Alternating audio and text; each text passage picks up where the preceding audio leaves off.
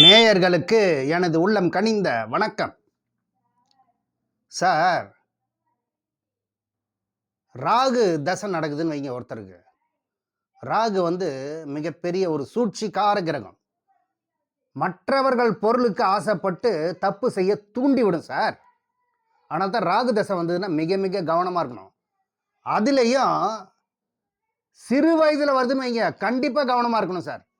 இல்லாட்டி எதிர்ப்பாளினரிடத்தில் ஒரு ஈர்ப்பு தவறு செய்ய தூண்டி விட்டுரும் சார். ஆனால் தான் சிறு வயதில் ஒரு 20 வயசுல 25 வயசுல ராகு தசை வருதா, மிக மிக மிக கவனமாக பார்த்து கொள்ள வேண்டும். இல்லை என்றால் அவருடைய சரியான விதத்தில் ராகு அமரவில்லை என்றால், உங்க ஜாதக கட்டத்தில் பாவத்துவமாக அமர்ந்திருந்தா கண்டிப்பாக ராகு தசை மிகப்பெரிய வீழ்ச்சியை கொடுத்து சொல்லண்டா துயரத்தையும் கொடுத்து மிகப்பெரிய சோதனையும் வேதனையும் கொடுத்துரும் சார். சார், ராகு எந்த இடத்துல இருந்தா உங்க ஜாதக கட்டத்துல மிகப்பெரிய யோகத்தை கொடுக்கும் தெரியுங்களா? வழக்கமாகவே ஜோதிட நூல்கள்ல சொல்லப்பட்ட விதி என்னன்னு கேட்டீங்கன்னா, உபஜய ஸ்தானம் என்று சொல்லக்கூடிய 3ஆம் இடம், 6ஆம் இடம், 10ஆம் இடம், 11ஆம் இடம், இந்த உபஜய ஸ்தானங்கள்ல ஒரு ராகு அமர்ந்து தசா நடத்துதுனாக்கா, வீடு கொடுத்த கிரகம் நல்ல நிலையில் அமர்ந்திருந்தால் கண்டிப்பாக மிகப்பெரிய யோகத்தை கொடுக்கின்றது எழுதப்பட்ட விதி இல்லையா? ஆனா 8ஆம் இடத்திலையும் 12ஆம் இடத்திலையும் ராகு அமர்ந்து தசை நடத்துது சார். எனக்கு 8ன்றது மிகப்பெரிய வீழ்ச்சியை கொடுக்கக்கூடிய தசை இல்லையா? மிகப்பெரிய சோதனையை கொடுக்கக்கூடிய தசை இல்லையா? அப்ப 8ன்றது விபத்துகளையும் கொடுக்கக்கூடிய இடம் தான் 8ஆம் இடம். அப்போ 8ஆம் இடத்துல ஒரு ஜாதக கட்டத்துல 8ஆம் இடத்தில் ராகு அமர்ந்து தசா நடத்துது சார். எனக்கு என்ன சார் பலன் கிடைக்கும்? கரெக்டா சொல்லுங்க சார்ன்றார் ஒருத்தர்.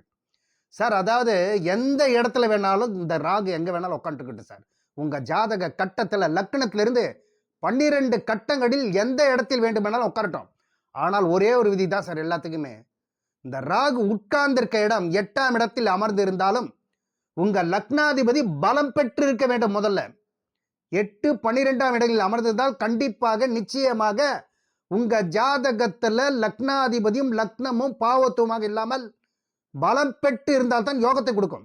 அப்ப 8ஆம் இடத்தில் அமர்ந்திருக்கக்கூடிய கிரகம் அந்த வீட்டு அதிபதி ஆட்சி உச்சம் பெற்றிருக்கணும் சார். ராகுவுடன் இல்லாமல் வேறு ஒரு இடத்தில் ஆட்சி உச்சம் பெற்றிருக்கணும். அது மட்டுமல்ல, அந்த ராகுவுக்கு சாரம் கொடுத்த ஒரு கிரகம் இருக்கு இல்லையா, ஒரு நட்சத்திர சாரம் தானே ராகு அமர்ந்திருப்பாரு. அந்த நட்சத்திர அதிபதி பலம் பெற்றிருக்கணும். அப்ப வீடு கொடுத்த ராகுவிற்கு வீடு கொடுத்த வீட்டு அதிபதியும் ராகுவிற்கு சாரம் கொடுத்த அந்த நட்சத்திர அதிபதியும் ஒருவருக்கொருவர் மறையாமல் இருந்தாலே யோகத்தை கொடுத்துரும் சார். அது மட்டுமல்ல, ஆட்சி உச்சம் பெற்றிருக்கா, ஒருத்தருக்கு ஒருத்தர் நேரடி பார்வை இருக்குதா, சாரம் கொடுத்தவனும் வீடு கொடுத்தவனும் ஒருத்தருக்கு ஒருத்தர் பார்க்குறாங்கன்னு வைங்க, உங்க ஜாதக கட்டத்தில் 8ஆம் இடத்தில் ராகு அமர்ந்து தசா வருதா, கவலையே படாதீங்க. நான் சொல்லும் இந்த விதி இருக்கா பாருங்க சார், மிகப்பெரிய அளவில் உங்களுக்கு ஒரு திடீர் யோகத்தை கொடுக்காம விடுவா சார் இந்த ராகு தசை.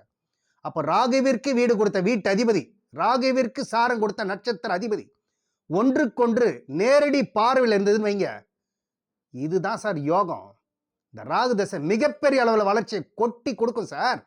மிகப்பெரிய அளவில் அந்த தசா காலம், அந்த புத்தி காலம் நல்ல இடத்தில் அமர்ந்த அந்த தசாவும் புத்தியும் வந்து விட்டது என்றால், லக்னாதிபதி பலம் பெற்று உங்க ஜாதக கட்டத்தில் அமர்ந்திருந்தால் கண்டிப்பாக நிச்சயமாக ராகு தசை மிகப்பெரிய அளவில் கோட்டீஸ்வர தரவரிசையில் திடீர் யோகத்தை கொடுத்தே ஆக வேண்டும் சார்.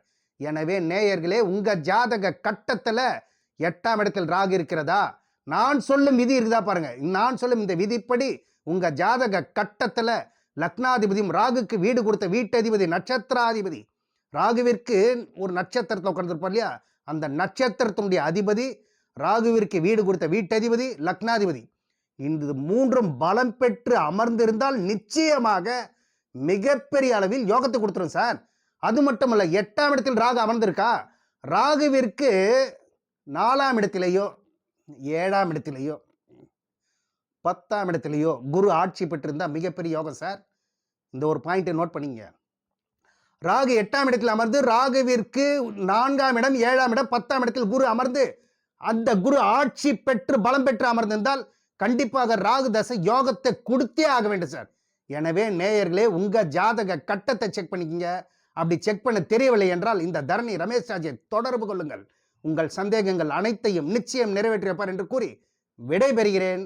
நன்றி, வணக்கம். மேலும் நேயர்களே, இந்த சேனலை பார்த்துவிட்டு சப்ஸ்கிரைப் பண்ணுங்க, பெல் பட்டனையும் பிரஸ் பண்ணி ஆல் பட்டனையும் பிரஸ் பண்ணுங்கள். அப்பொழுதுதான் நான் போடும் வீடியோ உங்களுக்கு உடனுக்குடன் வந்தடையும் என்று கூறி விடைபெறுகிறேன். நன்றி, வணக்கம்.